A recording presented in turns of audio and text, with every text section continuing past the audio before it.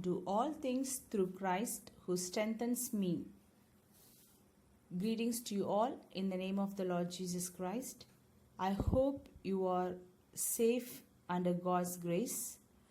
Today we are going to learn a new chapter, Laws of Motion. This lesson is very important for you all because the same portion you are going to learn in 10th standard also. So please listen carefully and take notes while watching this video. Force and laws of motion. Learning about various types of forces. When we want to open a door, we have to push the door handle, and when we want to close a door, we have to pull the door handle with our hand. This means that to move a body or an object, it either has to be pushed or pulled.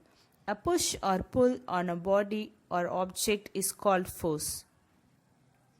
Forces are used in our everyday actions like pushing, pulling, lifting, stretching, and pressing. Now let us study the effects of force. A force can move a stationary body. For example, the force of engine can move a stationary car.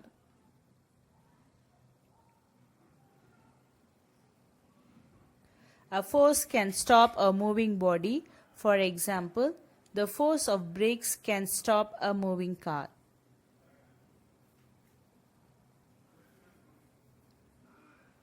A force can change the speed of a moving body. For example, suppose we are moving on a bicycle at a certain speed.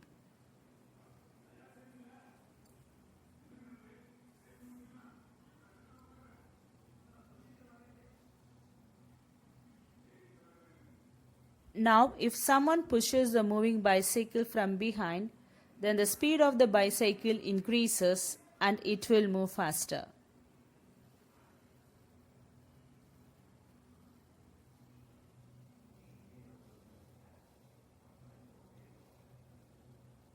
On the other hand, if someone pulls a moving bicycle from behind, then the speed of the bicycle decreases and it will move slower.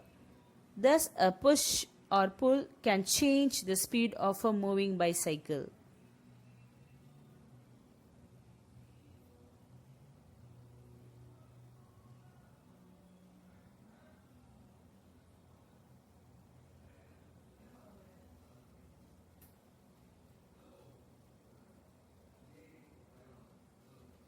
A force can change the direction of a moving body.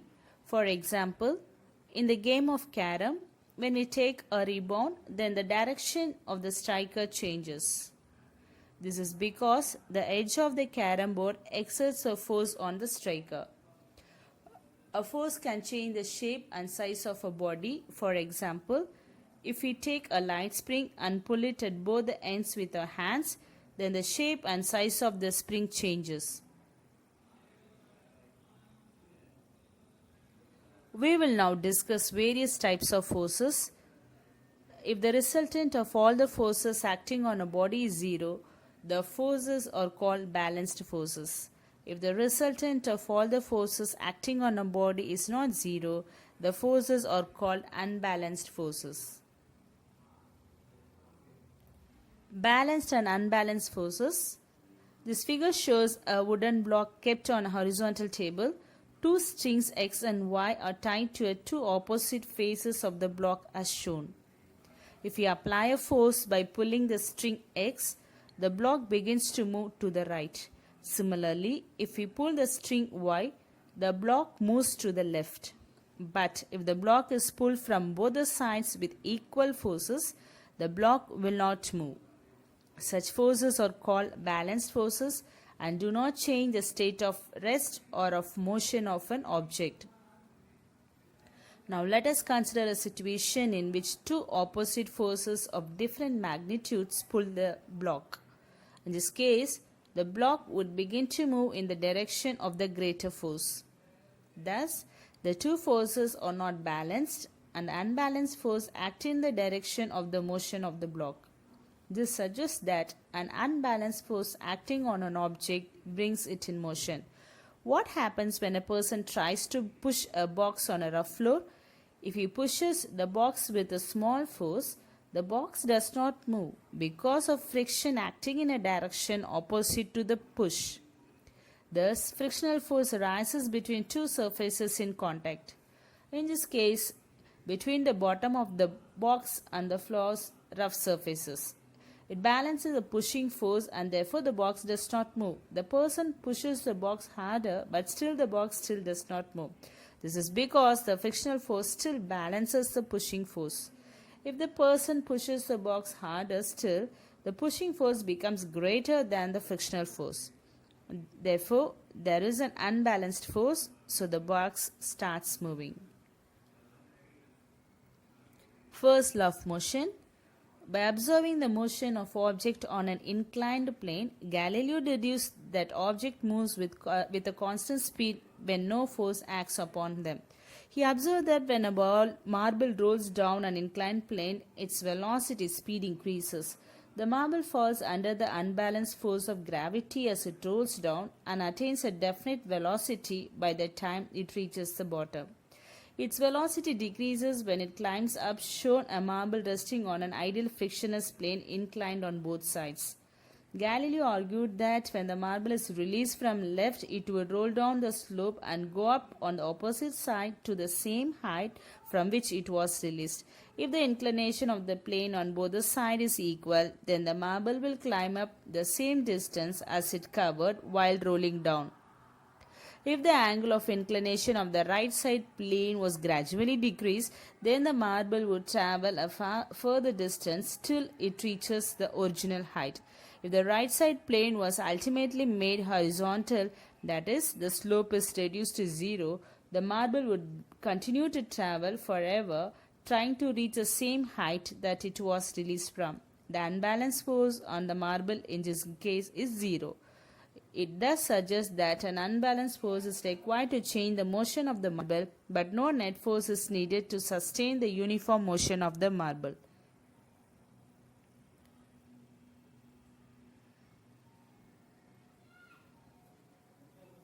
Newton's first law of motion.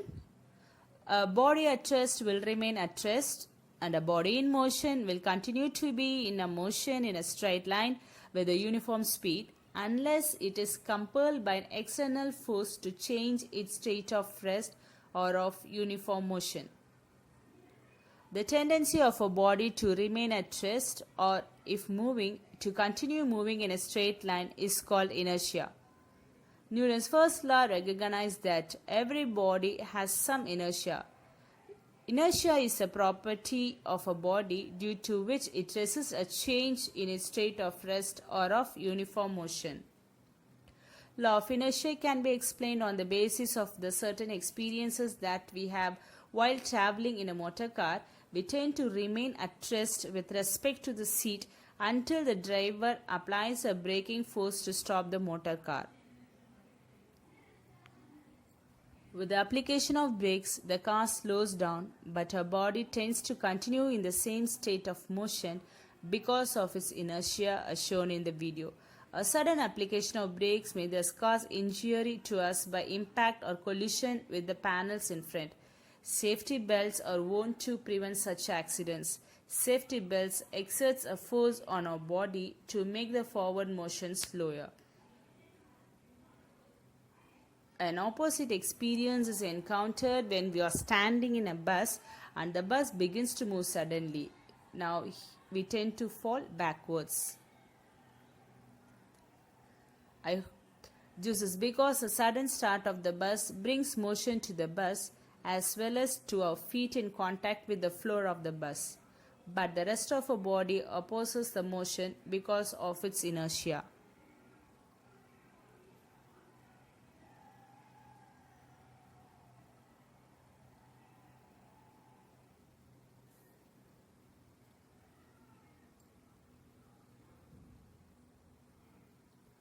When a motor car makes a sharp turn at a high speed, we tend to get thrown to one side.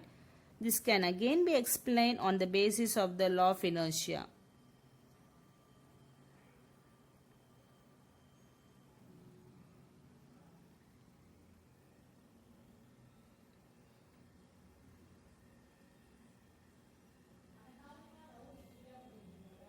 When an unbalanced force is applied by the engine to change the direction of the motion of the motor car, we slip to one side of the seat due to the inertia of our body.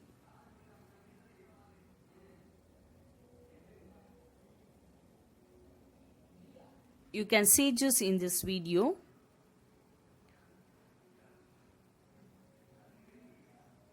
Activity: we take a glass tumbler and place a thick square card on its mouth. A coin is then placed above this card in the middle. Let us flick the card hard with our fingers. On flicking, the card moves away, but the coin drops into the glass tumbler. Let me explain how it happened. Initially, both the card and the coin are in the state of rest. Now, when we hit the card with our fingers, a force acts on the card and changes the state of rest to that of motion. Due to this, the card moves away from the mouth of the glass tumbler. The force of a flick, however, does not act on the coin and it continues to be in the state of rest due to its inertia. And when the card on which the coin has been placed moves away, the coin falls into the glass tumbler because it prefers to maintain its state of rest due to inertia.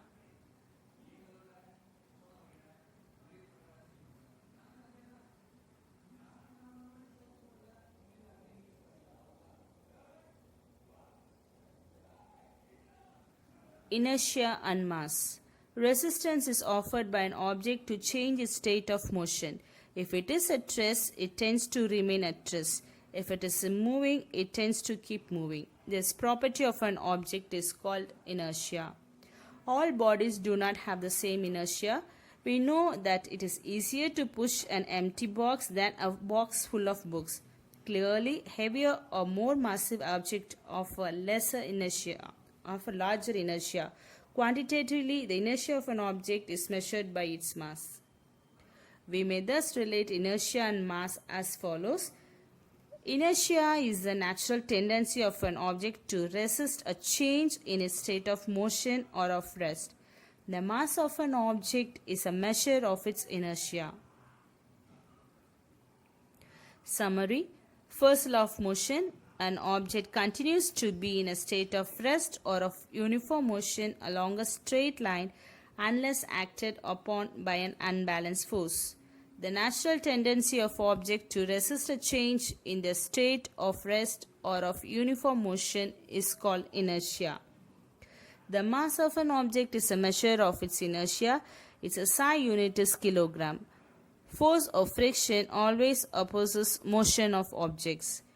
That is all in this topic. Let us learn Newton's second law of motion.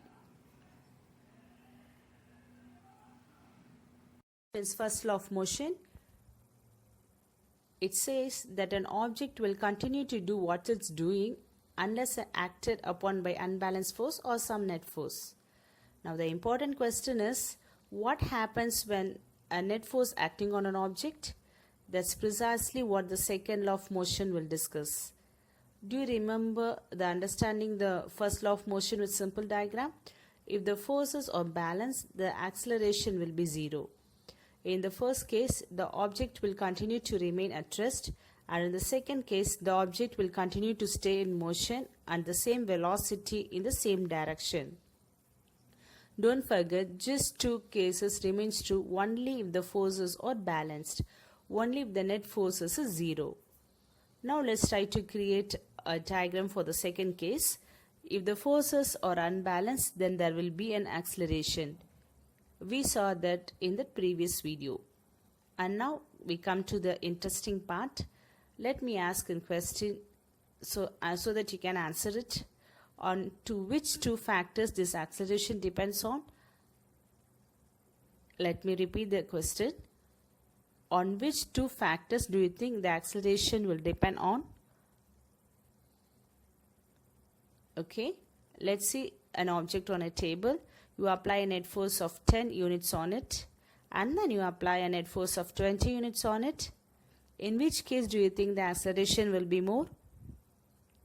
Of course, the one in which the force is more. So we can say the one of the things the acceleration depends on is net force. If it more, then the more will be the acceleration. If it is less, then the lesser will be the acceleration. Acceleration depends directly on the net force. Come on, I would like to think the second quantity on which the acceleration will depend on. Let's say there are two objects on the table. One has a mass of 3 kilograms and the other has a mass of 5 kilograms. Now if you apply the net force of 10 units to each of them, which will accelerate more? Surely it's a 3 kg one because it has a lesser mass. Lesser the mass, more the acceleration. And more the mass, lesser the acceleration. Hence we can say that acceleration depends inversely on the object mass. If you understand this concept well, then understanding the second law of motion will be very easy. Mathematically, it can be written like this. In simple term, the acceleration is directly proportional to the net force applied and inversely proportional to the mass of the object. That's a second law. Or as more people understand like this, the net force is the product of the mass and acceleration. Which is, can you tell me the unit for force? That should be easy. The standard unit of mass is kilogram and that of acceleration is meter per second square. So the unit of is 1 Newton is equal to 1 kilogram into 1 meter per second square.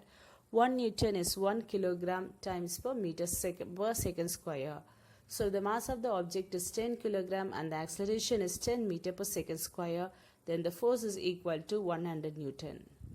We can say that 1 Newton is defined as the amount of force required to give a 1 kilogram mass and acceleration of 1 meter per second square.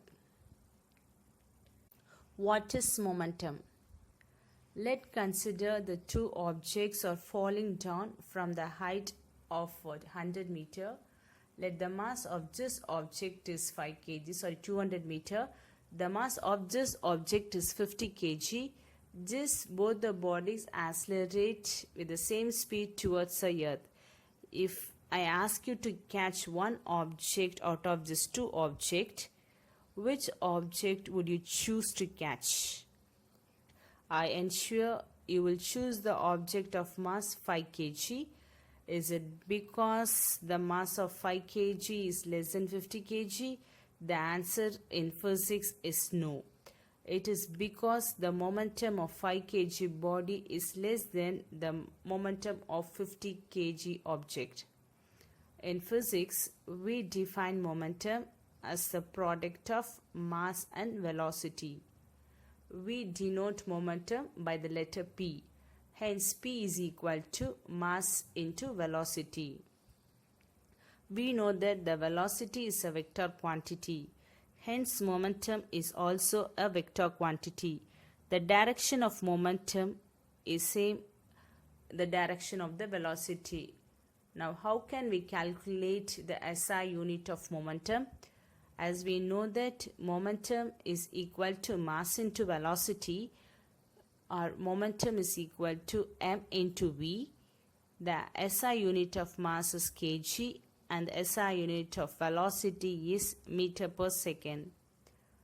Hence, SI unit of momentum is kg meter per second. This unit of momentum tells us just the quantity of motion present in a body or in a mass.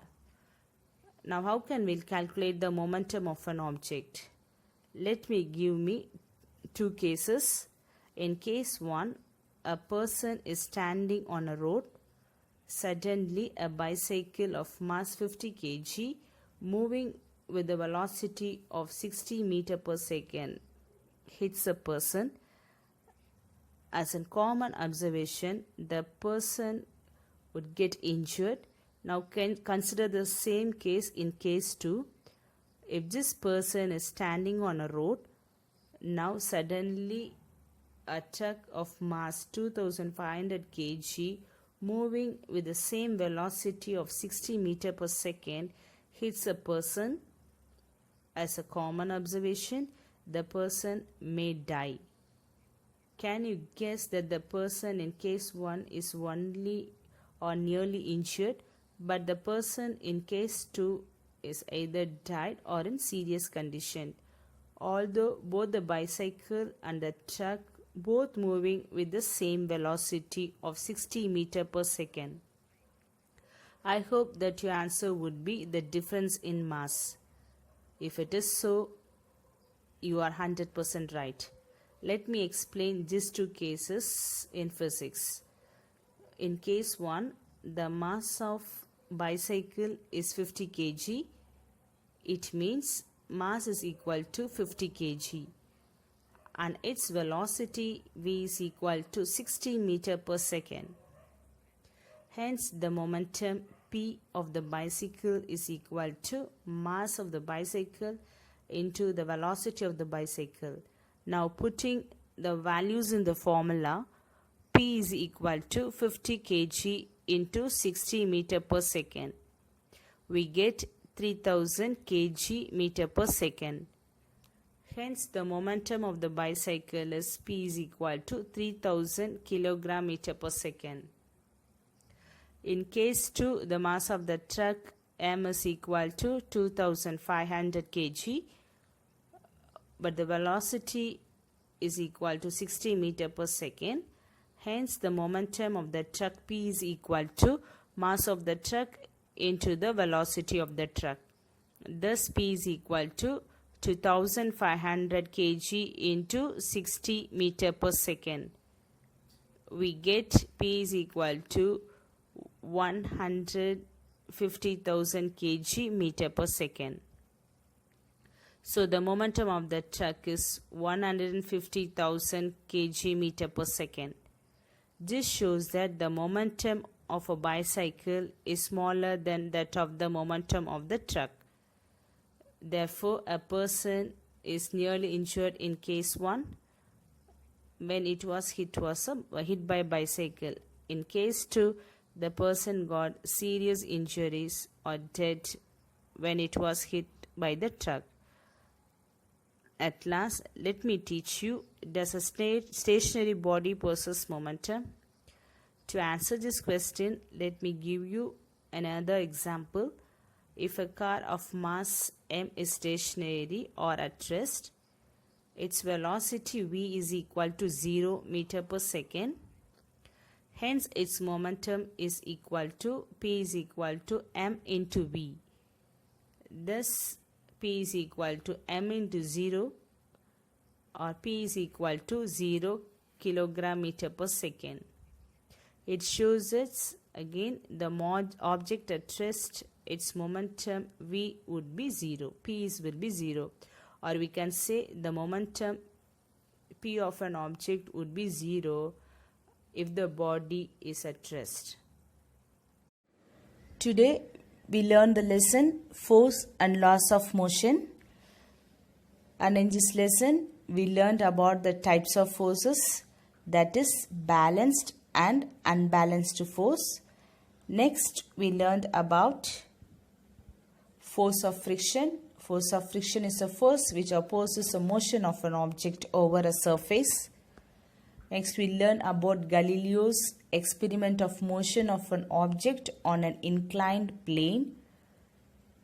Then Newton's laws of motion, Newton's first law of motion, and also the inertia. And we have seen some examples of inertia in day-to-day life. And the relation between the inertia and mass. The mass of a body is a measure of its inertia. Then momentum of a body is a product of its mass and velocity. P is equal to m into v. And at last we have seen about the Newton's second law of motion through this diagram. Thank you.